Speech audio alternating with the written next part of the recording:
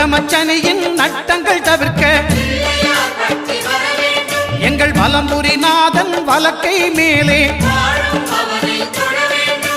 வாழ்ந்திட வைப்பதும் தாழ்ந்திட வைப்பதும் சனி பகவானின் செயல் அல்லவா? அந்த கணபதி கரத்தை கண்டவர் தமக்கு சனியின் பார்வை நலமல்லவா?